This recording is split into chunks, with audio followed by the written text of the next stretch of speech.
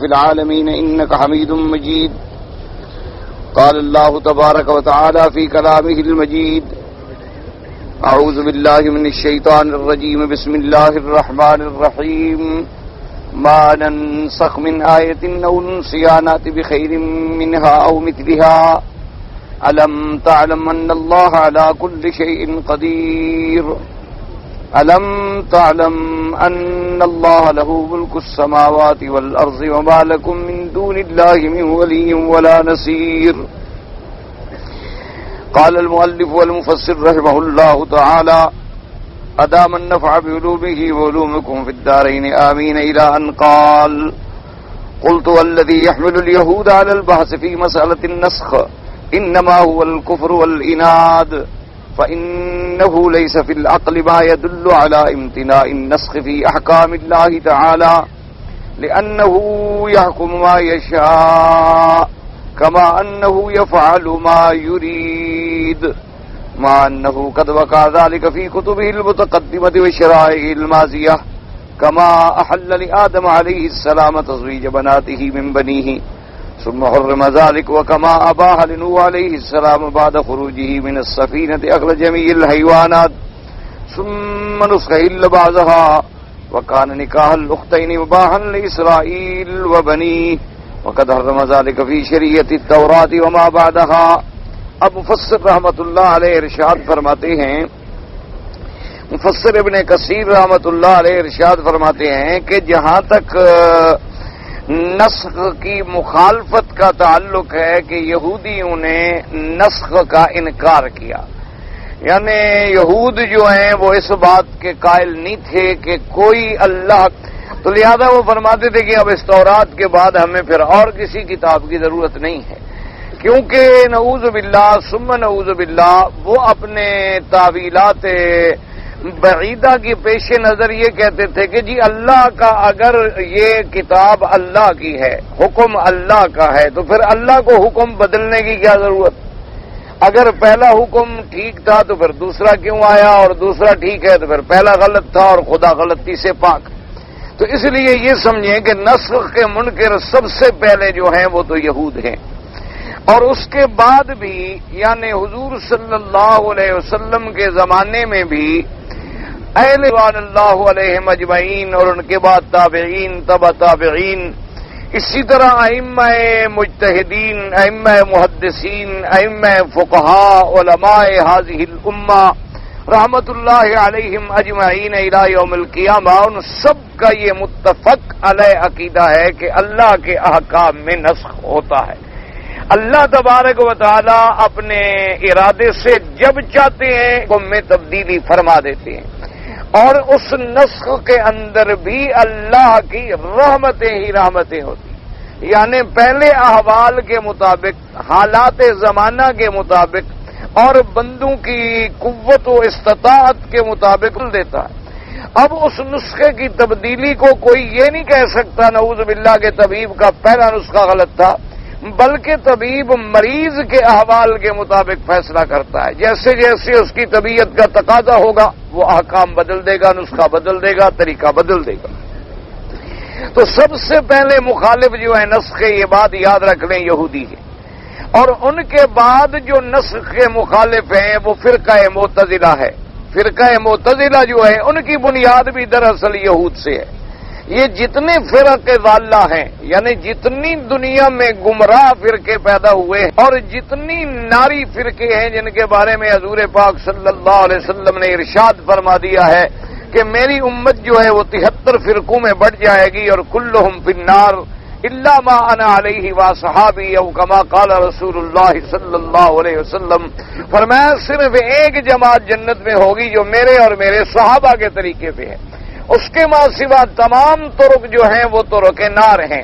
تو یہ جتنے فرقے باطلہ پیدا ہوئے ہیں، خوارج ہیں، پھر خوارج کی قسمیں ہیں، اسی طرح فرقے ضالہ معتزلہ ہیں، پھر معتزلہ کے اندر بڑی قسمیں ہیں، کوئی جبریہ ہیں، کوئی قدریہ ہیں، کوئی کرامیہ ہیں، اسی طرح روافض اور شیعہ ان میں پھر کئی قسمیں ہیں.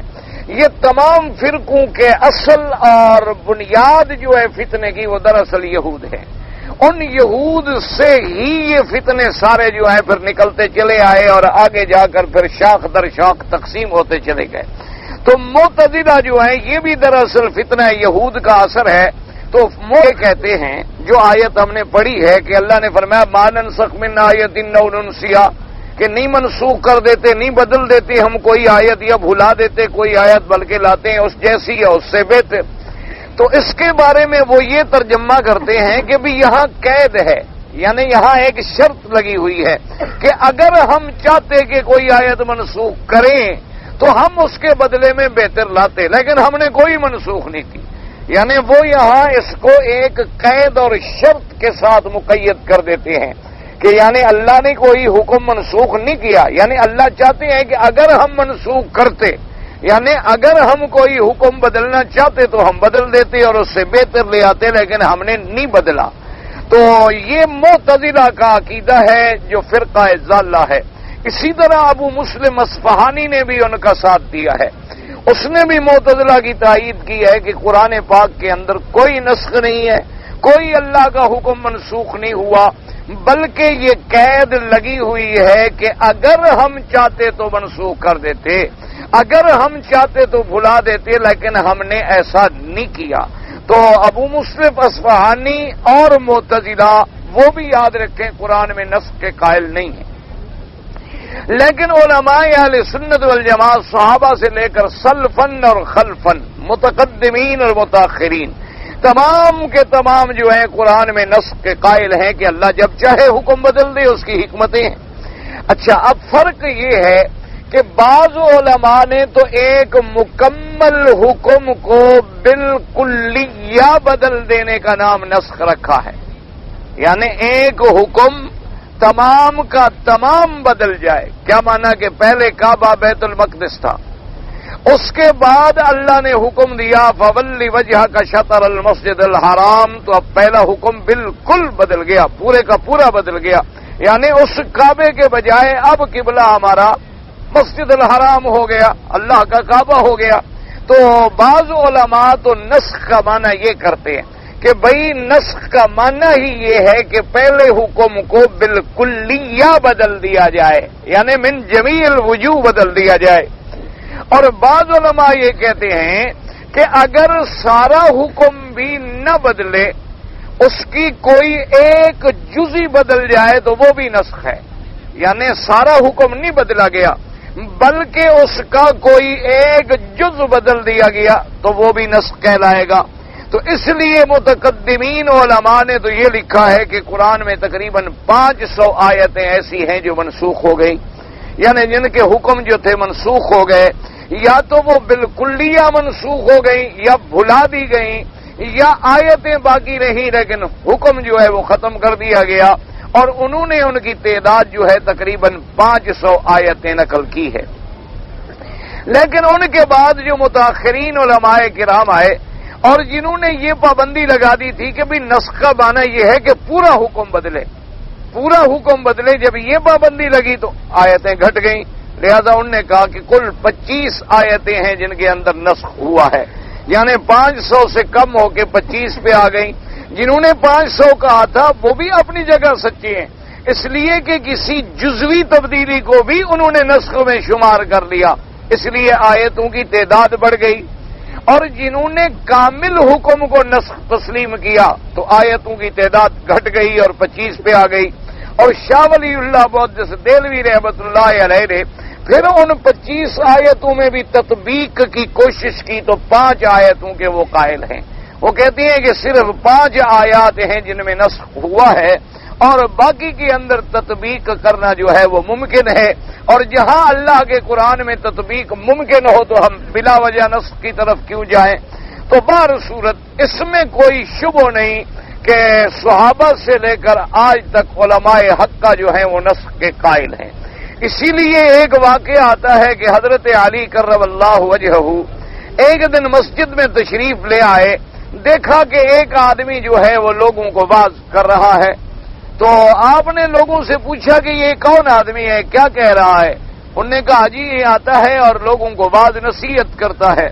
آپ نے فرمایا نہیں یہ واعظ نصیحت نہیں کرتا بلکہ اس کا مقصد یہ ہے کہ لوگ سمجھیں کہ میں کوئی عالم ہوں اور میں بھی کوئی مولوی ہوں اور اپنی شہرت چاہتا ہے، ورنہ اس کو بلائیں، آپ نے بلایا، فرمایا کہ تم ناسخ اور منسوخ کے تمام احکام جانتے ہو، تم جانتے ہو کہ قرآن مقدس میں کتنی آیتیں منسوخ ہیں اور کون سی آیتیں ناسخ ہیں۔ اسی طرح احادیث پاک میں حضور پاک صلی اللہ علیہ وسلم نے کتنے حکم ہیں جو حدیث پاک میں بھی منسوخ ہوئے ہیں، تو ان کے بارے میں تمہیں علم ہے، کیونکہ ایسے واقعات جو قرآن پاک میں نہیں احادیث میں بھی موجود ہیں۔ اور اسی طرح بعض احکام ایسے ہیں جن کا نسخ صرف حدیث مبارک سے ثابت ہے، حدیث رسول پاک صلی اللہ علیہ وسلم سے ثابت ہے، جیسے کہ حضرت عبداللہ ابن مسعود رضی اللہ تعالی عنہ صحابی جلیل ہیں، وہ فرماتی ہیں کہ میں سفر سے واپس آیا تو حضور صلی اللہ علیہ وسلم نماز پڑھ رہے تھے، تو میں نے عرض کیا کہ السلام علیکم، سلام عرض کیا، تو حضور صلی اللہ علیہ وسلم نے جواب نہ دیا۔ تو اب حضرت عبداللہ ابن مسعود رضی اللہ تعالی عنہ فرماتی ہیں کہ میں دل میں بہت گھبرا گیا کہ آقا نے میرے سلام کا جواب نہیں دیا، شاید حضور مجھ پہ ناراض ہو گئے، تو لہذا میں پیچھے ہٹ گیا اور چلا گیا۔ حضور صلی اللہ علیہ وسلم جب نماز سے فارغ ہوئے تو آپ نے بلوایا مجھے اور آپ نے فرمایا کہ اللہ کے بندے، میں نے سلام کا جواب اس لیے نہیں دیا کہ پہلے نماز کی حالت میں سلام کا جواب دینا شریعت میں جائز تھا، اب اللہ نے منع کر دیا ہے کہ نماز کی حالت میں کوئی بھی سلام کا جواب نہیں دے سکتا، تو میں چونکہ نماز پڑھ رہا تھا اور تم نے سلام کیا تو میں نے اس لیے جواب نہیں دیا۔ تو اب پہلا حکم یہ تھا کہ نماز کی حالت میں سلام کا جواب دینا جائز ہے، یعنی کوئی کہے السلام علیکم ورحمۃ تو کہہ سکتے تھے وعلیکم السلام اور پھر اپنی نماز بھی شروع کر دی، لیکن بعد میں اللہ نے یہ حکم جو ہے منسوخ کر دیا اور اس کا ذکر بھی احادیث مبارک میں موجود ہے۔ اسی طریقے سے کئی آیات مبارکہ ایسے ہیں جیسے کہ حضور پاک صلی اللہ علیہ وسلم نے فرمایا کہ انی نہیتکم من زیارت القبور الا فزوروها او کما قال النبی صلی اللہ علیہ وسلم، آپ نے فرمایا کہ میں نے تم لوگوں کو منع کیا تھا کہ قبروں پہ نہ جایا کرو اور قبروں کی زیارت نہ کیا کرو، فرمایا اب میں اجازت دیتا ہوں کہ کیا کرو۔ تو اب زیارت کا معنی یہ نہیں ہوتا جو ہمارے ملک میں زیارت ہوتی ہے، ہمارے ملک میں تو تجارت ہوتی ہے اور شرک ہوتا ہے، ہمارے ملک میں تو باقاعدہ قبریں فروخت ہوتی ہیں، باقاعدہ وہاں میلے لگتے ہیں، وہاں ٹیکس لگتے ہیں، وہاں تماشے کا انتظام کیا جاتا ہے اور پھر قبروں پہ سجدہ ہوتا ہے اور ہاتھ باندھ کے قبر کا باقاعدہ طواف ہوتا ہے جیسے اللہ کے کعبے کا طواف ہوتا ہے۔ ہر مسلمان جانتا ہے اس سے بڑا شرک جو ہے کوئی ہو سکتا ہے کہ اللہ کے گھر کا چونکہ طواف ہے تو لہذا ولی کے قبر کا بھی طواف ہے، اللہ کے کعبے کی طرف اگر ہم نے سجدہ کرنا ہے تو قبر کی طرف بھی سجدہ کرنا ہے، اور یہاں تو میرے خیال میں لوگ صرف نماز میں سجدہ کرتے ہیں، وہاں پہلے چوکٹ پہ سجدہ پھر قبر پہ سجدہ اور اس کے بعد ہاتھ باندھ کے کھڑے ہوں گے اور الٹے پاؤں واپس آئیں گے، الٹے پاؤں واپس آئیں گے کہ یہ قبر والے کی تعظیم ہو رہی ہے۔ اب خدا جانے پتہ نہیں یہ تعظیم کس کی کرتے ہیں، اللہ تبارک و تعالیٰ ایسے شرک سے بچائے۔ مقصد زیارت کا کیا ہے؟ حضور نے فرمایا کہ قبروں کی زیارت کرو، کیوں کہ قبروں کی زیارت کرنے سے آدمی کو اپنی موت یاد آتی ہے اور آدمی کو آخرت کی یاد تازہ ہوتی ہے کہ جب وہ کسی اللہ کے ولی کی قبر پہ جاتا ہے تو اس کو دل میں یقین آ جاتا ہے کہ مولا یہ تیرے سالے بندے بھی آج مٹی کے نیچے سو گئے تو ہم نے بھی مرنا ہے، ہم نے بھی اسی جگہ آنا ہے اور ہمیں پر بھی موت آئے گی اور ہم پر بھی یہ وحشت کا گھر آئے گا، تو لہذا ہمارا خاتمہ ایمان پہ فرما تاکہ ہمارے لیے قبریں جو ہیں وہ باغ جنت بن جائیں، نہ کہ وہ جہنم کے گڑھے بن جائیں۔ تو لہذا بہرحال پہلے ایک حکم تھا، پھر حضور نے اجازت دے دی۔ اسی طریقے سے حضور صلی اللہ علیہ وآلہ وسلم تسلیما کثیرا کثیرا نے صحابہ کو منع فرمایا تھا کہ اگر تم لوگ سفر میں جاؤ اور راستے میں کافروں کی آبادیاں ہوتی ہیں، اس میں یہودی بھی ہیں، نصرانی بھی ہیں، مشرک بھی ہیں، تو ان کافروں کے برتنوں میں تم کھانا نہ کھایا کرو۔ مسافر کو جیسے ضرورت پیش آتی ہے، پہلے دور کے اندر بھی لوگ سفر کرتے تھے، تو راستے میں اب بستی آ گئی کافروں کی اور مسلمان بیچارہ محتاج ہے کہ ان سے برتن لے کے میں نے کھانا پکانا ہے، میں نے کچھ کرنا ہے، حضور نے منع فرما دیا۔ تو بعد میں صحابہ نے عرض کیا کہ یا رسول اللہ اب سفر بھی ضروری ہے، اور بعض علاقے ایسے ہیں کہ راستے میں مسلمانوں کی کوئی بستی ہی نہیں آتی اور ہم مجبور ہو جاتے ہیں برتن لینے کے لیے، تو ہم کیا کریں؟ تو آپ نے فرمایا اچھا میں اجازت دیتا ہوں، لیکن اچھی طرح ان کو دھو لیا کرو اور پاک کر لیا کرو، تاکہ کسی قسم کا اس کے اندر جو ہے شبہ نہ رہ جائے۔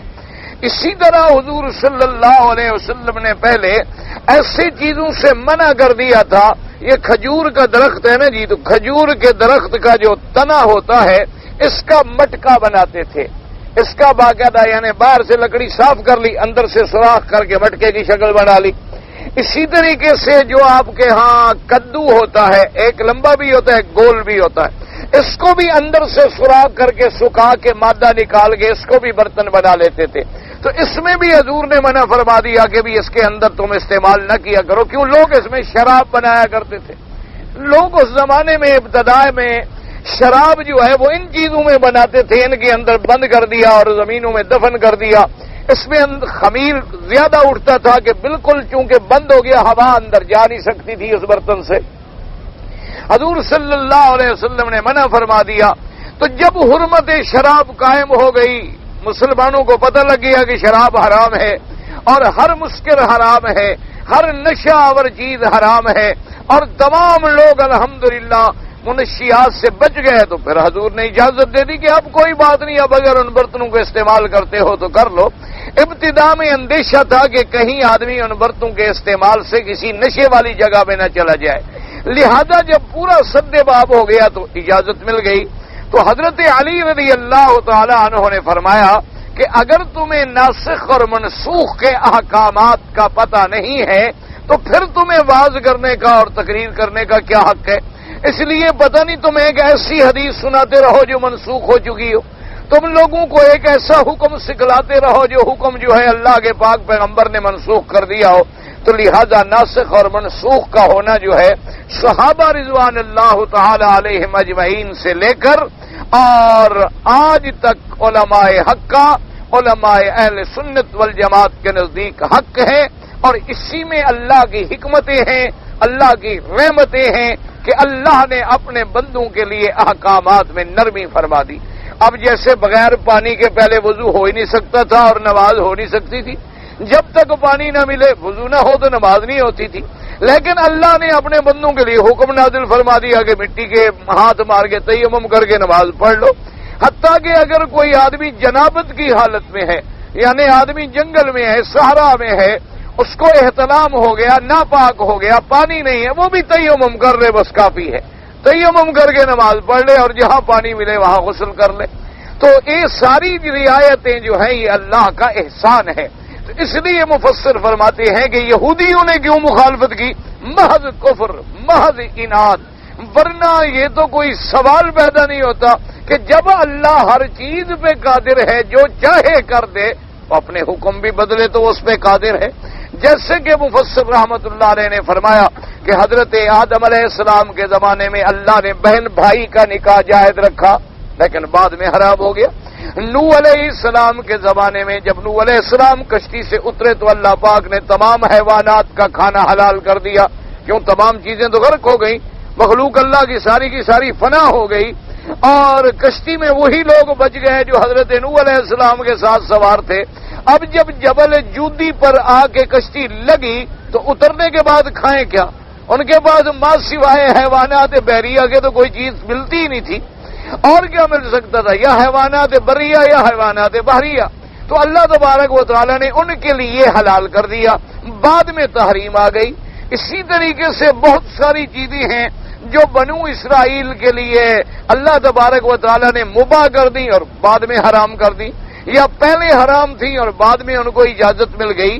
تو اس لیے مفسر رحمت اللہ علیہ کا منشا یہ ہے کہ بھئی نسخ جو ہے وہ صرف شریعت محمد مصطفیٰ میں نہیں ہے صلی اللہ علیہ وسلم، بلکہ یہ تو تورات میں بھی موجود ہے، بلکہ تورات سے قبل نوح علیہ السلام کے زمانے میں بھی موجود ہے۔ اس سے حضرت آدم علیہ السلام کے زمانے میں کوئی شریعت نہیں تھی۔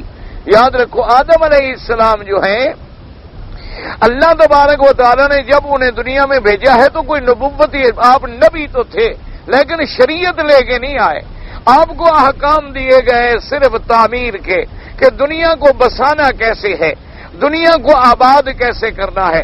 سب سے پہلی جو شریعت نازل ہوئی ہے وہ حضرت نوح علیہ السلام سے ہوئی ہے۔ تو اس لیے مفسر رحمۃ اللہ علیہ کہتے ہیں وقت حرم ذلک فی شریعت التوراۃ ما بعد وامر ابراہیم علیہ السلام بذبح ولدہ ثم نسخہ قبل الفعل۔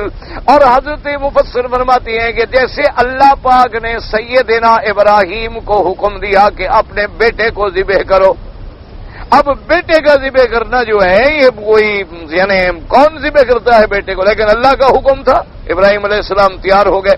پھر اللہ نے اپنے اس حکم کو یعنی فعل ہونے سے پہلے منسوخ کر دیا، امتحان لے لیا، حکم دے دیا، ابراہیم علیہ السلام تیار ہو گئے، چھری بھی رکھ دی، لیکن اللہ نے بچا لیا۔ تو لہذا ابراہیم علیہ السلام کے زمانے میں بھی اللہ نے اپنا حکم جو ہے مہربانی فرما کر وفدیناہ بذبح عظیم، اللہ نے فرمایا کہ حضرت جبریل علیہ السلام سے کہ تم جنت سے ایک دمبا لے جاؤ اور بس اسماعیل کے بدلے میں دمبا ذبح ہو جائے، قربانی قبول ہو گئی۔ تو وہی دمبا ذبح کرنا جو ہے وہ سنت بن گیا قیامت تک۔ اسی لیے حضور پاک صلی اللہ علیہ وسلم سے پوچھا گیا کہ حضور یہ جو قربانی ہم کرتے ہیں اضحیہ ہم کرتے ہیں، آپ نے فرمایا ھذہ سنت ابیکم ابراہیم علیہ السلام، فرمایا یہ ابا ابراہیم کی سنت ہے، اور اللہ تبارک و تعالی نے اسی سنت کو آج بھی باقی رکھا ہے۔ تو لہذا اللہ پاک نے یعنی حکم تو دیا تھا کہ بیٹا ذبح کرو، لیکن ذبح بدل میں دمبا ہو گیا، اور اللہ نے قربانی بھی قبول کر لی، فرمایا قد صدقت الرؤیا انا کذالک نجزی المحسنین ان ھذا لہو البلاء المبین وفدیناہ بذبح عظیم۔ اللہ نے فرمایا ابراہیم تم نے اپنا خواب سچا کر دیا، تم نے میرے خواب اور میرے حکم کی تعمیل کر دی، اب مجھے اسماعیل علیہ السلام کی جان لینا تو مقصود نہیں، مقصود تو تیرا امتحان تھا، اور تو نے اپنے خلیل ہونے کا مقام جو ہے وہ پورا کر دیا ہے، لہذا ہم نے تمہاری قربانی بھی قبول کر دی اور تمہیں تمہارا بیٹا بھی واپس کر دیا۔ اسی طرح فرماتے ہیں جمہور بنی اسرائیل بقتل من ابدل منهم ثم رفعنا بالقتل كي لا يستحسن القتل۔ اور مفسر فرماتا ہے کہ جیسے اللہ نے بنو اسرائیل کو حکم دیا تھا کہ تم قتل کرو، فاقتلوا انفسکم من دبارکم، تم توبہ کے لیے اپنی جانوں کو قتل کرو۔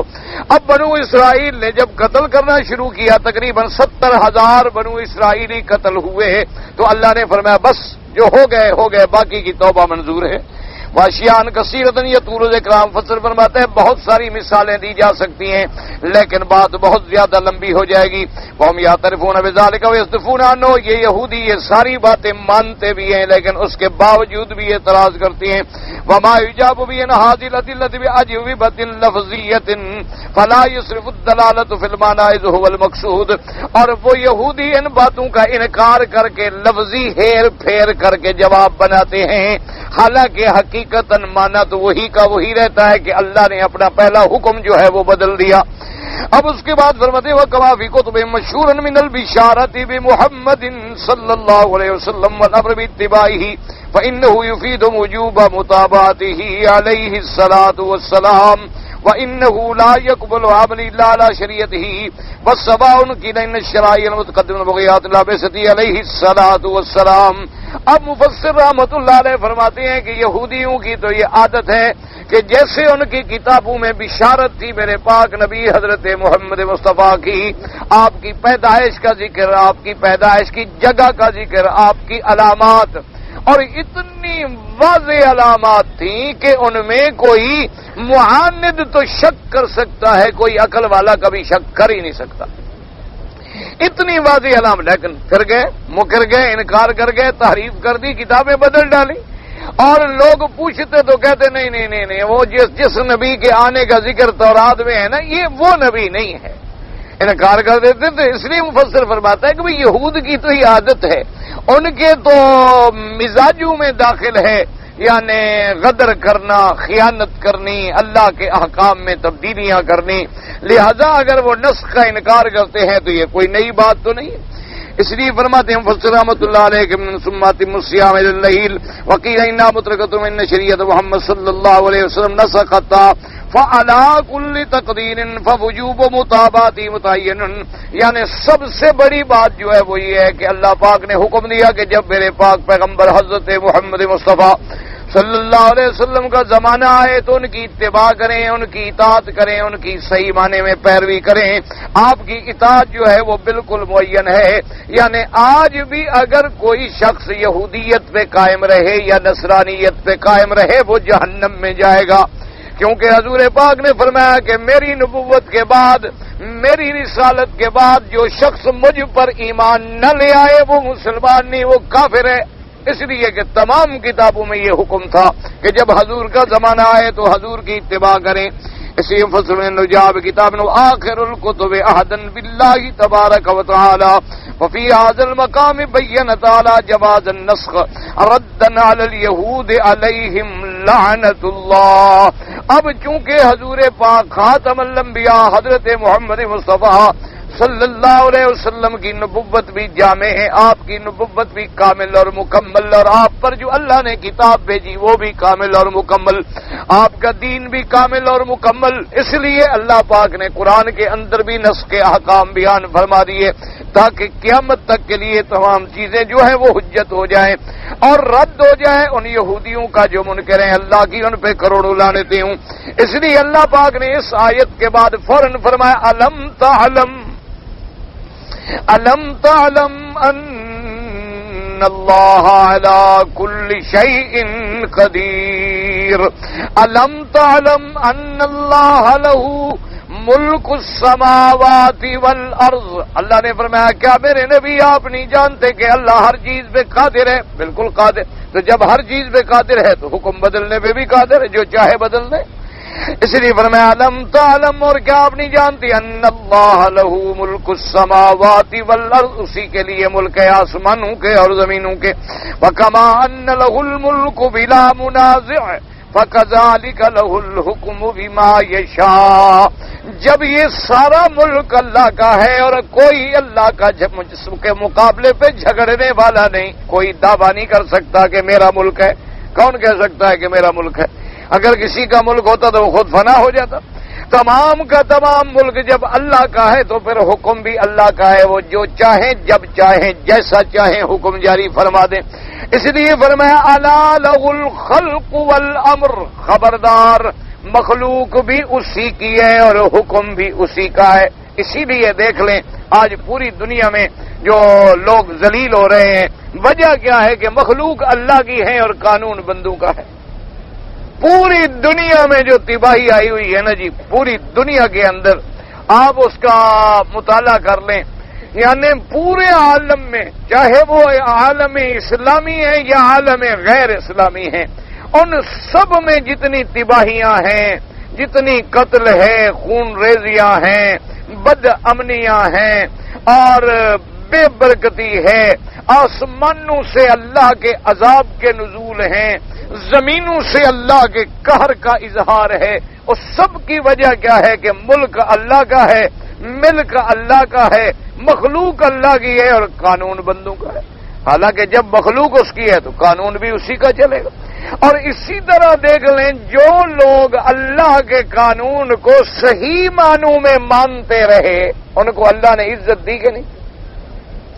حضور صلی اللہ علیہ وسلم جب مکے میں آئے تو آپ ایک یتیم مکہ تھے، لیکن جب اللہ نے آپ کے سر پہ تاج نبوت اور رسالت رکھا اور پھر حضور نے ایسی جماعت پیدا فرمائی، ایسی کھری جماعت کہ ہیرے میں کھوٹ ہو سکتا ہے، صحابہ میں تو کھوٹ نہیں ہو سکتا، ایسی مقدس جماعت پیدا فرما دی کہ انہوں نے ایک ایک حکم پہ عمل کیا، تو اللہ نے یاد رکھو پھر عزت دی کہ نہیں دی، غلبہ دیا کہ نہیں دیا، کہ 22 لاکھ مربع میل پہ اسلام کا پرچم گاڑ دیا۔ اور جب انہوں نے اللہ کا قانون نافذ کیا تو دنیا میں دریا بھی ان کے تابع، ہوائیں بھی ان کے تابع، فضائیں بھی ان کے تابع، سمندر بھی ان کے تابع، حیوانات بھی ان کے تابع، جانور بھی ان کے تابع، اور دنیا کا کوئی ضرر دینے والی چیز ضرر نہیں دے سکتی تھی ان کو۔ وجہ کیا تھی کہ وہ قرآن کے تابع ہو گئے، اللہ نے ساری کائنات ان کے تابع کر دی۔ اسی لیے آپ صحابہ کے واقعات پڑھیں، کہ حضرت امیر المومنین نے جو خط لکھا تھا دریائے نیل کو، مصر کے دریا کو بھی کوئی خط لکھتا ہے؟ آج تم کوئی خط لکھ کے پانی میں ڈالو، مٹ جائے گا، دھل جائے گا، ختم ہو جائے گا، کاغذ گل جائے گا، اور کیا ہوگا؟ لیکن سیدنا عمر نے دریاؤں کو حکم نامے جاری کر دیے۔ اور پھر کمال کی بات یہ ہے کہ حضرت عمر بن العاص جو گورنر تھے مصر میں، انہوں نے بھی یہ نہیں کہا کہ بھائی امیر المومنین نے کیسا آرڈر جاری کیا، دریا بھی کوئی آرڈر پڑتا ہے؟ چلو حضرت عمر نے تو بھیج دی، انہوں نے کہا نہیں، چلو حضرت عمر کا حکم ہے کہ میرا خط لے کے دریا کے اندر جا کے رکھ دو بس، لہذا ہمارے ذمہ تعمیل حکم ہے۔ وہ جناب خط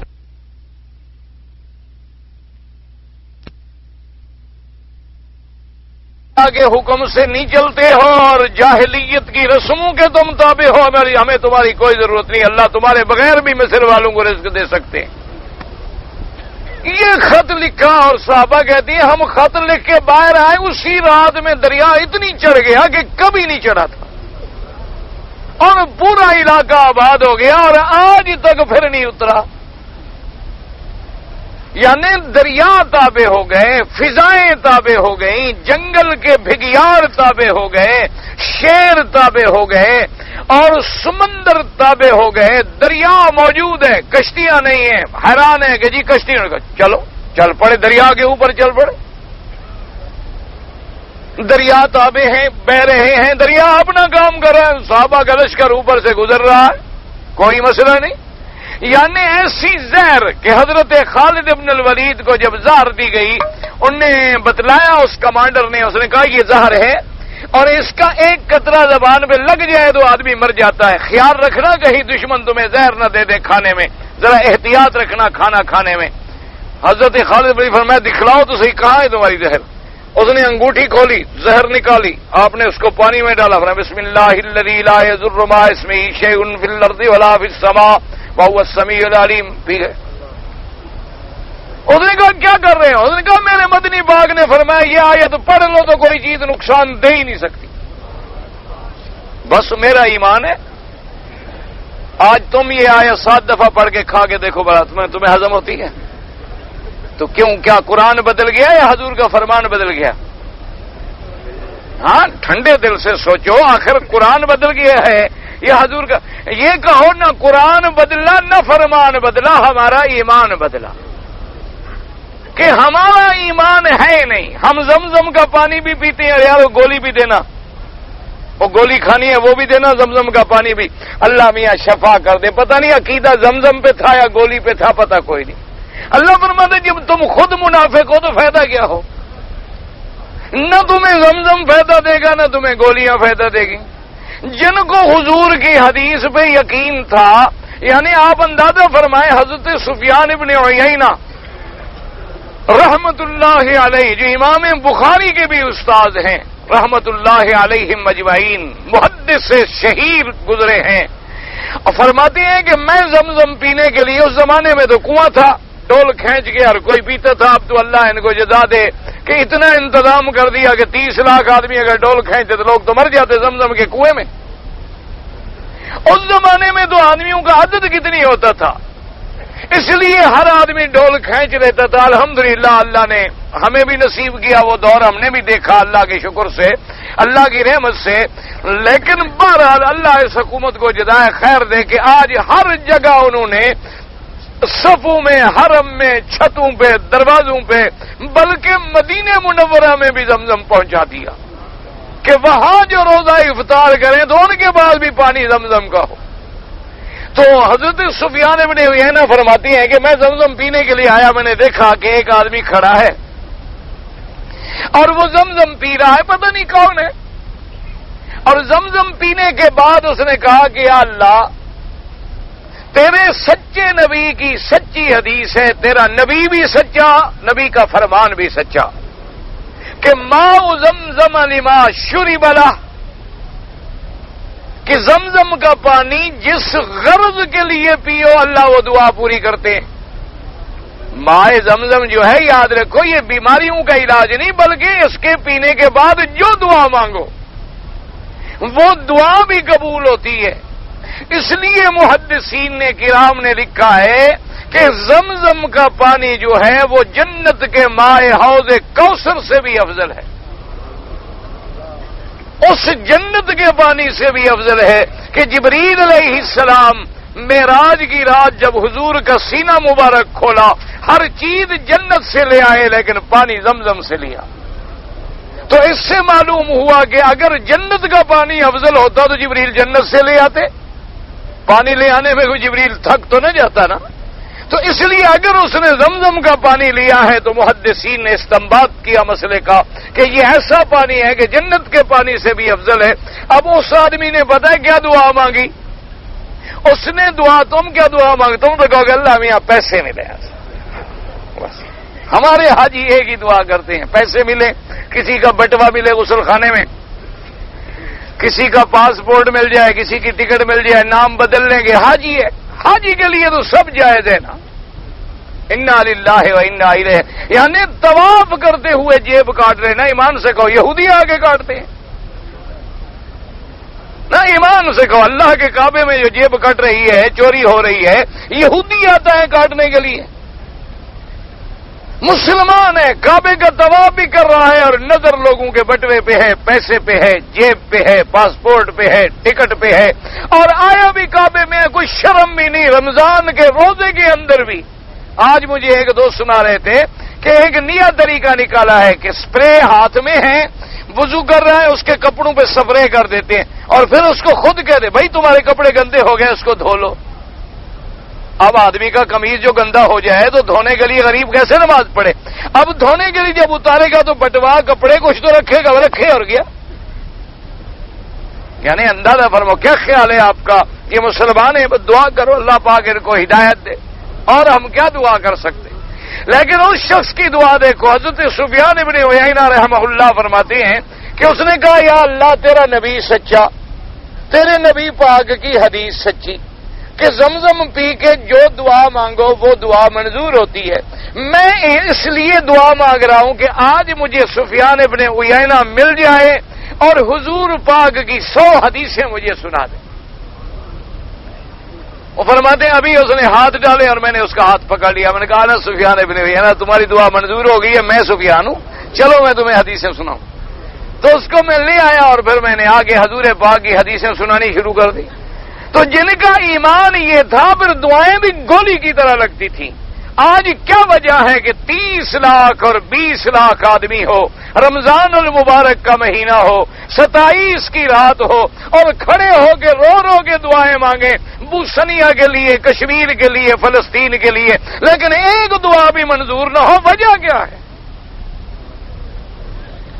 آخر غور کریں وجہ کیا ہے؟ وجہ یہ ہے کہ ہمارا ایمان نہیں رہا، ہمارے عقیدے نہیں رہے اور ہمارے اندر حرام داخل ہو چکا، اور جب بدن میں حرام داخل ہو جائے دعائیں منظور نہیں ہوتی۔ اور وہ حرام کیسے داخل ہوتا ہے؟ کبھی جان کے داخل ہو گیا، کبھی بغیر جانے بوجھے داخل ہو گیا۔ کبھی آدمی جان کے حرام کھاتے ہیں، کبھی بغیر جانے بوجھے بھی۔ اب آپ کسی شکل میں بھی آئیں، ٹکٹ خریدیں گے، آپ حج کی لے لیں، عمرے کی لے لیں، کہیں سے لے لیں، کسی بھی آپ معاملہ آخر سود والے ادارے سے کریں گے، یعنی سود داخل نہ ہو تو دھواں تو داخل ہو گیا۔ کسی نہ کسی شکل میں حضور نے فرمایا کہ ایسا وقت آ جائے گا کہ سود اگر نہیں اندر ہوگا تو اس کا دھواں اندر چلا جائے گا۔ اور اچھا ہم نے سود نہ لیا لیکن ہمارے پیسوں سے ان لوگوں نے آگے سود کمایا تو ان کی اعانت کا ذریعہ ہم بن گئے کہ نہیں بن گئے؟ اچھا پھر ہمارے لیے جو کھانا آ رہا ہے پتہ ہے کہاں سے آ رہا ہے، کیسا ہے؟ جو آ رہا ہے ٹھیک ہے۔ بڑے بڑے لوگ میں نے یہاں دیکھے ہیں، کوئی آدمی آگے پیسے دے گا، مجال فرق کریں کہ یہ زکوٰۃ ہے، صدقہ ہے، ہدیہ ہے، کیا بلا ہے؟ خود یعنی آدمی صاحب نصاب ہوگا، اگلے آدمی نے پیسے دے دیے جیب میں ڈالی، جزاکم اللہ خیر الجزا، اللہ قبول فرمائے۔ یہ نہیں پوچھا کہ اس شریف نے زکوٰۃ دی ہے، اس نے صدقہ دیا ہے، اس نے تمہیں ہدیہ دیا ہے، اور کیا تم زکوٰۃ لینے کے حقدار تھے کہ نہیں تھے؟ اگر حقدار نہیں تھے اور کھا گئے تو وہ پھر حلال چلا گیا اندر۔ تو اس لیے ہماری دعائیں منظور نہیں ہوتی۔ ایک تو اللہ پہ ہمارا عقیدہ نہیں ہے، یاد رکھو، ہم کعبے کا بھی طواف کرتے ہیں، قبر کا بھی طواف کرتے ہیں، ہم کعبے کی طرف بھی سجدہ کرتے ہیں، قبر کی طرف بھی سجدہ کرتے ہیں، ہم اللہ کی نظر بھی مانتے ہیں، ہم نیاز حسین بھی دیتے ہیں، ہم خدا کے نام پہ قربانی بھی کرتے ہیں، ہم پیر کے نام پہ چڑھاوا بھی چڑھاتے ہیں، ہم اللہ سے بھی مانگتے ہیں، ہم پیران پیر سے بھی مانگتے ہیں اور داتا سے بھی مانگتے ہیں۔ جب شرک آ جائے پھر کچھ بھی قبول نہیں ہوتا۔ یہ ہمیشہ کے لیے یاد رکھ لو۔ اللہ تبارک و تعالیٰ سے دعا کرو کہ اللہ ہمارے حال پہ رحم کرے، اللہ تبارک و تعالیٰ مسلمانوں کے عقیدے ٹھیک کرے، اللہ تبارک و تعالیٰ مسلمان۔ اور جب تم ایمان پہ آ جاؤ گے، یہ قرآن کا قانون ہے، فرمایا وَلَوْ أَنَّ أَهْلَ الْقُرَىٰ آمَنُوا وَاتَّقَوْا لَفَتَحْنَا عَلَيْهِمْ بَرَكَاتٍ مِّنَ السَّمَاءِ وَالْأَرْضِ وَلَٰكِن كَذَّبُوا فَأَخَذْنَاهُمْ بِمَا كَانُوا يَكْسِبُونَ۔ اللہ نے فرمایا اگر بستی والے مجھ پر ایمان لے آئیں اور مجھ سے ڈریں اور گناہوں سے بچ جائیں اور میرے ساتھ عقیدہ ٹھیک رکھیں، فرمایا ان کے لیے ہم زمین اور آسمان کے خزانے برکتیں کھول دیتے ہیں۔ ایمان سے کہو، آج عرب پر اللہ نے اپنی رحمتوں کا خزانہ کھولا ہے کہ نہیں کھولا؟ نہ ایمان سے کہیں، آخر آپ کو بھی اللہ نے عقل دیا ہے۔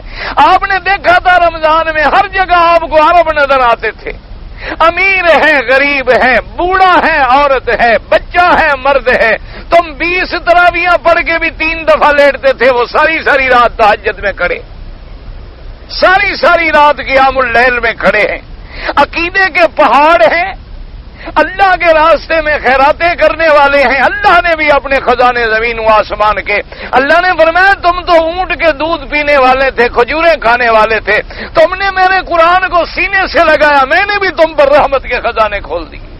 اور دعا کرو اللہ قیامت تک ان کو ہمیشہ کے لیے امن و امان میں رکھے، تاکہ اللہ تبارک و تعالیٰ یہ قرآن کے قانون کے برکات جو ہیں پوری دنیا میں پھیل جائیں۔ اللہ پاک ہمارے ملک میں بھی قرآن نافذ کر دے۔ دعا کریں، اللہ کے آگے تو مشکل نہیں، گو ہم اس قابل تو نہیں ہیں، لیکن اس کریم کے آگے کوئی بات مشکل نہیں ہے۔ وہ چاہے تو اپنا ایک بندہ پیدا کر دے، کوئی مرد کلندر جو آئے اور کہے بس لا الہ الا اللہ، اس کے بغیر کچھ نہیں، مجھے ہے حکم اذانے لا الہ الا اللہ، اگرچہ بت ہیں جماعت کی آستینوں میں، مجھے ہے حکم اذانے لا الہ الا اللہ۔ اور خدا کی قسم ہے یہ کعبہ میرے سامنے ہے، اپنے ملک والوں کو کہہ سکتے ہو تو کہہ دو، آج تم اپنے ملک میں قرآن کا قانون نافذ کر دو، اللہ تیرے ملک کو اتنی دے گا ساری دنیا تجھ سے بھیک مانگے گی اور تیرے ملک کی طرف کوئی گندی نظر بھی نہیں ڈال سکے گا۔ لیکن جب تم قرآن سے منافقت کرتے ہو پھر اللہ کا قہر، اسلام کا نام لیتے ہو پھر رسوا بھی کرتے ہو، پھر اللہ کی ناراضگی آتی ہے۔ دعا کرو اللہ صحیح معنوں میں اسلام نافذ کرے، اللہ صحیح معنوں میں پورے اسلامی ملکوں میں قرآن و سنت نافذ فرما دیں۔ اس لیے فرماتے ہیں کہ حکم بھی میرا، مخلوق بھی میری۔ اسی فرماتے ہیں اللہ فی صدیہ کتاب مال کتاب وقون نصفی کو کل طعام کان حل بنی اسرائیل الا ما حرم اسرائیل علی نفسه لا یکما سیات تفسیر والمسلمون كلهم متفقون على جواز النسخ فی احکام اللہ تعالی۔ تمام عالم اسلام کے مسلمان اس بات میں متفق ہیں، لما له فی ذلک من الحکمت البالغہ وكلهم قال وقوعه وقال ابو مسلم الاسبانی وسلم یکاشین من ذلک بالقرآن وقوله ضعیف مردود مرذول۔ ابو مسلم اصفہانی نے انکار کیا نسخ کا، لیکن مفسر کہتا ہے اس کا قول جو ہے مردود ہے۔ وقت تصل حجت ما وقع نسخ وانزال قضیت عدت باربعۃ اشہر وشابات الحول لم يجب ان ذلك بكلام مقبول وقضیت تحویل القبلة الى الكعبہ عن بیت المقدس لم يجب بشیء ومن ذلك نسخ مصابرة المسلم لعشرة من الكفرة الى مصابرة الاثنين ومن ذلك نسخ وجوب الصدقة قبل مناجات الرسول صلی اللہ علیہ وسلم وغیر ذالک۔ اب مفسر کہتا ہے ابو مسلم اصفہانی نے جو نسخ کا انکار کیا اس کا قول مردود ہے، اور اللہ پاک نے جو پہلے عورت کی عدت 1 سال کے بجائے 4 مہینے 10 دن کر دی، اس کا بھی کوئی جواب نہیں دے سکا۔ اسی طرح اللہ نے کعبہ جب بیت المقدس کے بجائے بیت اللہ کو بنا دیا تو اس کا بھی کوئی جواب نہیں دے سکا، اور اللہ پاک نے پہلے ایک مسلمان 10 کافروں کے مقابلے میں تھا، پھر ایک جو ہے 2 کے مقابلے پہ ہو گیا، اس کا بھی کوئی جواب نہیں دے سکا۔ اور اسی طرح اللہ نے حکم دیا تھا کہ جو آدمی کوئی پرائیویٹ بات کرنا چاہے میرے پاک نبی سے تو پہلے صدقہ کرے، خیرات کرے، پھر اللہ نے یہ حکم بھی ختم کر دیا، تو اس کا بھی وہ کوئی جواب نہیں دے سکا۔ اس لیے مفسر رحمۃ اللہ علیہ فرماتے ہیں کہ مسلمانوں کا اتفاق ہے، تمام مسلمان سلفن و خلفن، کہ اللہ کے احکام میں نسخ ہوتا ہے اور اس میں بھی اللہ کی حکمتیں اور اللہ کی مصلحتیں ہیں، اور اس کا حکم ہے جو چاہے جب چاہے جیسا چاہے جاری کر دے۔ واللہ تعالی اعلم وعلمہ اتم۔ کہتا ہے جی کہ داڑھی میں خضاب لگانے کا کل یہ بات چل رہی تھی اور اس کے بعد اذان ہو گئی۔ بھئی بات یہ ہے کہ بعض علماء نے تو یہ مسئلہ لیا ہے کہ خضاب چاہے جس رنگ کا بھی لگائے جائز ہے، اس لیے وہ کہتے ہیں حدیث مبارک میں ہے حضور نے حکم دیا غیر الشیب ولو بشیء، کہ اپنے داڑھی کے بالوں کو تبدیل کرو، کسی چیز سے بھی تبدیل کرو، یعنی کسی رنگ سے بھی تبدیل کرو۔ لیکن بات یاد رکھو، راجح قول جس پہ جمہور ہے وہ یہ ہے کہ خالص سیاہ رنگ نہ لگائے، لیکن اگر اس میں مہندی ملا لے تاکہ سرخی بھی مل جائے تو پھر استعمال کرنے میں کوئی حرج نہیں۔ جو مسلمان داڑھی نہیں رکھتے ان کا کیا حکم ہے؟ گناہگار ہیں، تارک سنت ہیں، حضور پاک صلی اللہ علیہ وسلم کی سنت کو چھوڑنے والے ہیں۔ دعا کریں اللہ پاک ان کو ہدایت دے اور ان کو سنت پہ عمل کرنے کی توفیق دے۔ نماز جنازہ میں پہلی تکبیر کے بعد جو ہے ثنا پڑھتے ہیں اور بعض فاتحہ پڑھتے ہیں۔ بھئی علماء اہل حدیث اور باقی ائمہ کے نزدیک تو پہلی رکعت میں فاتحہ ہے، اس کے بعد درود شریف ہے، پھر اس کے بعد دعا ہے، اور امام ابو حنیفہ رحمۃ اللہ علیہ کے نزدیک پہلے ثنا ہے، پھر درود ہے، پھر دعا ہے۔ ان کے نزدیک بھی موطا امام محمد میں ایک حدیث موجود ہے کہ پہلے ثنا، پھر درود اور پھر دعا۔ بہرحال اللہ پاک سب کے قول پہ رحمتیں فرمائے اور قبول فرمائے۔ کہتے ہیں جی تجارت میں نفع کی شرح، نفع کی مقدار، نفع کی حد اسلام نے مقرر کی ہے، کوئی مقرر نہیں کی، لیکن یہ بھی فرما دیا ہے کہ لا ضرر ولا ضرار، کہ ایسی تجارت نہ کرو جو کسی کو نقصان کا ذریعہ بنے، یعنی خود حد اعتدال میں رہو۔ ایسی تجارت سے بھی منع کیا گیا ہے کہ تم اتنا نفع کر لو کہ 1 روپے کی چیز کو 2000 میں بیچنا شروع کر دو، جو عقل کے بھی خلاف ہو، نقل کے بھی خلاف ہو۔ تو ورنہ ویسے بہرحال کہتے ہیں جی جو تاجر پتہ نہیں چیز فروخت وقت زیادہ مانگتے ہیں انہیں کم کرتے ہیں، مجھے نہیں سمجھ آئی یہ بات کیا ہے، جو سمجھ رہا ہے اس کا کیا کریں۔ بین الرکنین جو دعا پڑھی جاتی ہے ربنا آتنا فی الدنیا حسنۃ وفی الآخرۃ حسنۃ وقنا عذاب النار، بس آگے جو بڑھی ہوئی ہے یہ کسی صحیح حدیث مبارک میں نہیں ہے، لیکن بطور دعا کوئی پڑھتا ہے تو کوئی حرج نہیں، ورنہ قرآن کی آیت بھی بطور دعا پڑھی جاتی ہے، بطور قرآن نہیں پڑھی جاتی۔ اسلام میں عورت کا حکم، یہ تو آپ اپنے ملک کے مولویوں سے مسئلہ پوچھیں، وہاں مولوی سارے فوت ہو گئے۔ یہ مسائل یاد رکھو، ایسے مسائل جن کا تعلق کسی سیاست سے ہو اس کا ہمارے ساتھ کوئی تعلق نہیں، یاد رکھو۔ باقی شریعت واضح ہے، اگر شریعت میں ایسی کسی بات کی گنجائش ہوتی تو سب سے پہلے حضور کی بیٹی کا حق تھا۔ ایک تو عقل والا چھوٹی سی چھوٹی بات بھی سمجھ سکتا ہے، لیکن باقی رہ گئے سیاسی جھگڑے، وہ تم جانو تمہارے مولوی جانے۔ اللہ ہمیں ایسی سیاست سے بھی بچائے، ایسے معاملات سے بھی بچائے، اللہ ہمیں صرف اپنے دین کا غلام بنائے۔ حضرت عائشہ کی شادی کی عمر 9 سال تھی، بالکل۔ بی بی خدیجہ کی عمر 40 سال تھی، بالکل ٹھیک ہے، اور بی بی خدیجہ کی عمر 40 سال تھی، بی بی عائشہ کی عمر 9 سال تھی، کوئی ایسی بڑی بات نہیں کہ اللہ پاک نے بی بی عائشہ کے بارے میں حدیث میں ہے کہ فرشتے کو بھیجا کہ ایک ریشمی کپڑے میں تصویر لائے اور آ کے حضور کو دکھلائی کہ یہ آپ کی بیوی ہے۔ تو جس کو اللہ نے میرے نبی کے لیے خود بیوی چن لیا ہو تو اللہ پاک اس کو 9 سال میں بالغ کر دیں تو تمہیں کوئی اعتراض ہے؟ نہ جس کو اللہ نے نبی کے لیے چن لیا ہو تو اس کو اسی طرح میرے اللہ نے تیار کیا۔ اور اسی طرح یاد رکھو اب تو کافر بھی مان گئے، اب تو جدید میڈیکل کی جو رپورٹ ہے جو بڑے بڑے ڈاکٹر ہیں ان کی رپورٹ ہے کہ اگر کوئی لڑکی پیدا ہونے کے بعد جب وہ کھانے کے قابل ہو جائے اس کو روزانہ اگر کھجور کھلائی جائے تو 9 سال میں بالغ ہو جاتی ہے۔ تو مکے میں تو خوراک ہی کھجور تھی، اور یہ گرم ملک ہے، گرم ملک کی لڑکیاں جلدی بالغ ہوتی ہیں، ٹھنڈے ملک کی لڑکیاں دیر سے بالغ ہوتی ہیں۔ اچھا، اسی طرح امیر کی لڑکی جلدی بالغ ہوتی ہے، غریب کی لڑکی دیر سے بالغ ہوتی ہے۔ اسی طرح فقہا نے لکھا ہے کہ کسائی کی لڑکی جلدی بالغ ہوتی ہے، گھر میں گوشت زیادہ آتا ہے، اور دوسرے لوگوں کی لڑکیاں بعد میں بالغ ہوتی ہیں جنہیں گوشت کھانے کو نہیں ملتا۔ اب ہندو کی لڑکیاں دیر سے بالغ ہوتی ہیں کیونکہ ہیں ہی دال خور بردود، ان کو گوشت اللہ نے نصیب ہی نہیں کیا۔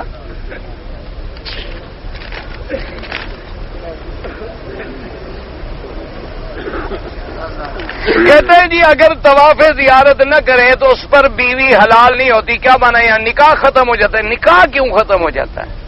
نکاح تو رہ گیا لیکن اس کا ملنا حلال نہیں، چونکہ بندہ خود ابھی احرام سے پورا نہیں نکلا۔ مسئلہ سمجھو۔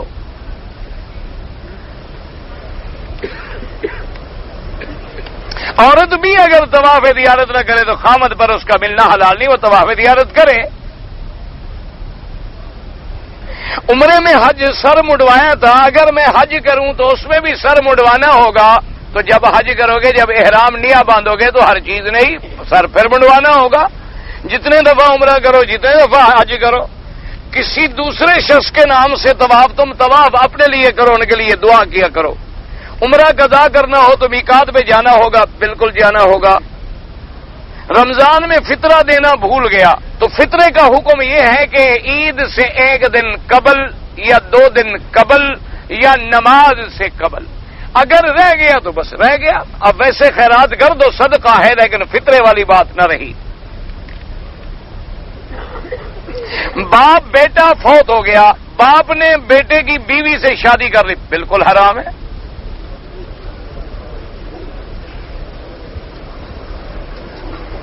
ایک آدمی کی 2 بیٹیاں تھیں، ایک آدمی نے اپنے بیٹے کا نکاح کر دیا، دوسری کے ساتھ اس نے خود نکاح کرا، یعنی مثلا ایک آدمی کی 2 بیٹیاں، ایک بیٹی لڑکے نے لی، ایک بیٹی باپ نے، کوئی بات نہیں، یہ تو ٹھیک ہے، یہ تو کوئی مسئلہ نہیں، وہ تو دونوں اجنبی ہیں، اس کے لیے بھی اجنبی ہے، اس کے لیے بھی اجنبی ہے۔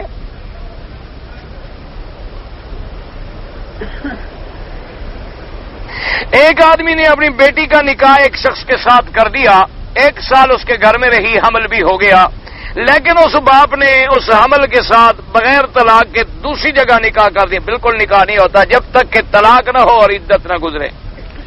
اللہ پاک معاف کرے۔ بس دنیا میں ایسے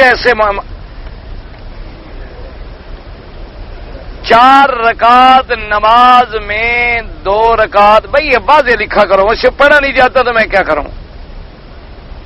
28 رمضان کو عمرہ کیا، مکے میں رہائش حج کا ارادہ ہے، ٹھیک ہے، آپ کا حج مفرد ہوگا انشاءاللہ۔ جن لوگوں کا اشور حج یعنی شوال میں چاند دیکھنے کے بعد عمرہ نہیں ہے، ان کا حج مفرد ہوگا، بس موٹی بات یاد رکھ لیں۔ عصر کی نماز کے بعد جو ہے ہم اگر طواف کریں تو 2 رکعت، امام ابو حنیفہ فرماتے ہیں مغرب کے بعد پڑھے، اور باقی ائمہ کے نزدیک حرم میں ہر وقت جائز ہے۔ میں نے حج کیا تھا، حج کے بعد عمرہ نہیں کیا، پھر حج کرنے کا ارادہ ہے تو میں عمرہ کروں، تمہاری مرضی ہے، ورنہ حج افراد کرو، عمرہ کرنا کوئی ضروری نہیں۔ طواف ختم کرنے کے بعد جو 2 رکعت پڑھی جاتی ہیں، امام صاحب کے نزدیک امام ابو حنیفہ فرماتے ہیں یہ واجب الطواف ہے، باقی ائمہ کے نزدیک سنت ہے۔ بہرحال جب دل میں ہو گئی ہے نفل 2 رکعت جو ہیں طواف کی ہیں تو ادا ہو جاتی ہیں۔ رکن یمانی بھی جنت کا پتھر ہے، موقع ملے تو ہاتھ لگائیں ورنہ اشارے کی ضرورت نہیں۔ اگر ہم کئی طواف یعنی 2-4 طواف اکٹھے کر لیں اور بعد میں ہم 2 رکعت سب کی پڑھ لیں، بالکل جائز ہے، کوئی منع نہیں۔ میں کوٹ ادو سے آیا ہوں، مولانا محمد عمر صاحب قریشی کا شاگرد ہوں، حضور کی حیات کے بارے میں تو مولانا عمر صاحب سے مسئلہ سمجھ لینا، اس پر اعتبار نہیں ہے جس کے شاگرد ہو، تو انہوں نے جو تمہیں مسئلہ سمجھایا ٹھیک ہے۔ میرے ایک دوست کی داڑھی ہے، اس کی بیوی کہتی ہے کہ داڑھی نہ رکھو، ایسی بیوی کو سمجھاؤ ورنہ طلاق دے دو۔ جو حضور کی سنت پہ اعتراض کرے وہ ایمان سے نکل جاتا ہے۔ ایک ہے داڑھی نہ رکھنا، سمجھو مسئلہ، وہ گناہگار ہے، دعا کرو اللہ اس کو بھی داڑھی رکھنے کی توفیق دے۔ ایک ہے داڑھی پر اعتراض کرنا، سنت رسول پہ اعتراض کرنا کفر ہوتا ہے۔ سمجھ آ گئی بات؟ اگر بیوی اعتراض کرتی ہے کہ داڑھی گندی لگتی ہے مجھے، تو ایسی گندی بیوی کو گھر میں رکھنے کی ضرورت ہی نہیں۔ جو حضور کی سنت کو گندا کہے اس سے بڑی گندی عورت ہی دنیا میں نہیں۔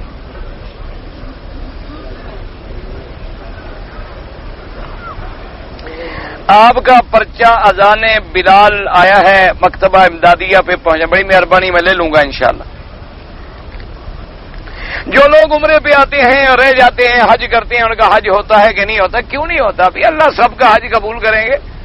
اللہ پاک جن کو حج کرائیں گے، جن کا لبیک لکھا ہے ان کو حج کروائیں گے، چاہے امیر ہیں غریب ہیں، جن کے مقدر میں لکھا ہے۔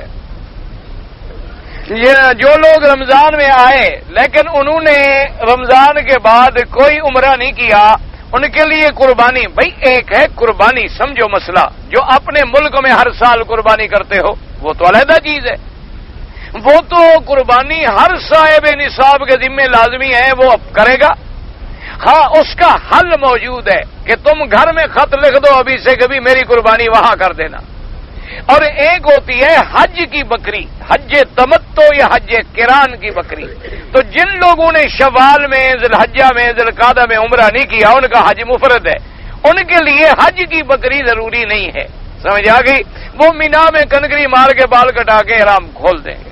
جو قربانی اپنے ملک میں کرتے تھے وہ تو ہے ہی ہے، وہ تو ابھی سے خط لکھ دو وہی ہو جائے گی۔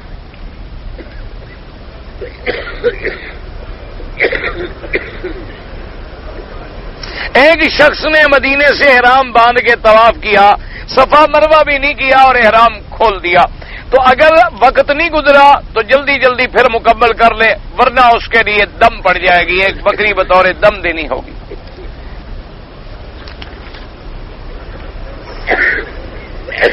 سیدھا صاحب کر لیا، صورت نہیں پڑی، ٹھیک ہو گیا، سیدھا صاحب سے نماز ہو جائے گی، فاتحہ تو پڑھی تھی نا۔ اگر نماز جنازہ میں ایک دو تکبیریں ہماری رہ جائیں تو جب امام سلام پھیر لے تو تم اسی وقت باقی تکبیریں جلدی جلدی پوری کر لو۔ سمجھ آ گئی؟ جب امام نے سلام پھیر لیا لیکن تکبیریں اتنی جلدی پوری کرو کہ میت نہ چلی جائے، ایسا نہ ہونا جیسے ہمارے ملک والے نماز پڑھتے ہیں ماشاءاللہ، نیت اتنی لمبی کرتے ہیں کہ امام پہلی رکعت ختم کر لیتا ہے، 4 رکعت نماز عشاء بروز بدھ بوقت 8 بجے، پیچھے اس امام کے منہ طرف قبلہ شریف بیت اللہ مکہ پاک کے، اللہ اکبر، یہ تو بدعت ہے خدا کے بندے، یہ بدعت ہے بالکل، یاد رکھو ہمیشہ، یہ کوئی نیت شیت نہیں ہوتی۔ ابھی تم جو ہے ہاں مکے حرم میں بیٹھے ہو، کس نماز کے لیے بیٹھے ہو؟ یہی نیت ہے، بس ختم ہو گئی بات۔ جس نماز کے لیے تم بیٹھے ہو اس سے بڑی بھی نیت ہے، 2 گھنٹے سے بیٹھے ہوئے ہو۔ نیت ہوتی ہے دل میں کہ میں عشاء کی نماز پڑھ رہا ہوں، اللہ اکبر، ختم ہو گئی بات۔ یہ اتنی لمبی چوڑی نہیں، اچھا نیت کرتے ہیں 1.5 گھنٹے میں اور رکوع کرتے ہیں 1 منٹ میں، اللہ اکبر اللہ اکبر اللہ اکبر اللہ اکبر، یہ بالکل نماز نہیں ہوتی، یاد رکھ لو۔ ہنسنے کی بات نہیں، رونے کی بات ہے کہ داڑیاں سفید ہو گئی، نماز پڑھنی نہیں آتی۔ جو لوگ جلدی جلدی رکوع کرتے ہیں نا، یہ رکوع سے سیدھا بھی نہیں ہوتے اور سجدے میں چلے جاتے ہیں، نماز نہیں ہوتی، یاد رکھ لیں۔ جب رکوع میں جائیں آرام سے، پھر سیدھے کھڑے ہوں، سمع اللہ لمن حمدہ ربنا لک الحمد حمدا کثیرا طیبا مبارکا کما یحب ربنا ویرضا، اتنی دیر سیدھے کھڑے ہوں، پھر آرام سے سجدے میں جائیں اور سجدے سے اٹھ کے سیدھے آرام سے بیٹھیں، اللہم اغفر لی وارحمنی وارزقنی واہدنی واعف عنی، اتنی دیر دعا نہیں بھی آتی تب بھی تم بیٹھو تو صحیح نا۔ یہ جو اللہ اکبر ہے نماز نہیں ہوتی بالکل، حضور کے الفاظ مبارک ہیں۔ ایک آدمی نے جب جلدی جلدی نماز پڑھی، حضور نے فرمایا ارجع فصلی فانک لم تصلی، فرمایا لوٹ جاؤ پھر نماز پڑھو، تم نے نماز نہیں پڑھی۔ تو اب ہمارے لوگ 50 سال کی عمر ہو گئی، نماز اسی طرح، بھئی روز امام کے پیچھے جو نماز پڑھتے ہو تو رکوع سجود کرنا بھی تم نہیں سیکھا، نہ امام رکوع کرتا ہے کہ نہیں کرتا، امام سجود کرتا ہے کہ نہیں کرتا، روزانہ 5 دفعہ تم سیکھ رہے ہو، اور پھر جب اپنی پڑھتے ہو تو اللہ اکبر اللہ اکبر اللہ اکبر اللہ اکبر، پتہ نہیں کتنا۔ کوئی ایسی ان کو خدا جانے ایسے غلط دماغوں میں باتیں بیٹھ گئی ہیں کہ لاکھ مولوی سمجھاتا رہے، کریں گے وہی جو عادت ہے۔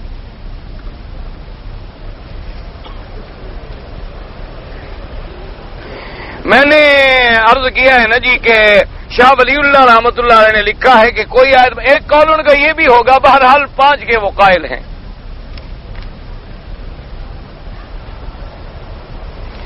میں یہ مسئلہ میں نے بتا دیا قربانی والا۔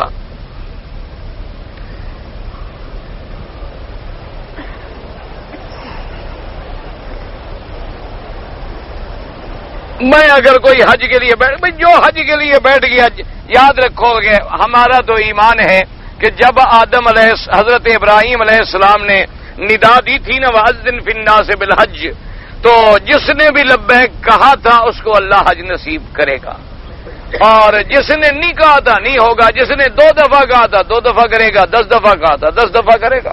بہرحال باقی قبول کرنا میرے اللہ کے ہاتھ میں ہے، اور ہمیں یقین ہے کہ وہ اتنا بڑا کریم ہے، دروازے پہ بلا کے دھکا نہیں دے گا۔ ہم روح سیاہ ہیں، گندے ہیں، لیکن وہ تو کریم ہے، وہ تو اکرم الاکرمین ہے، ارحم الراحمین ہے۔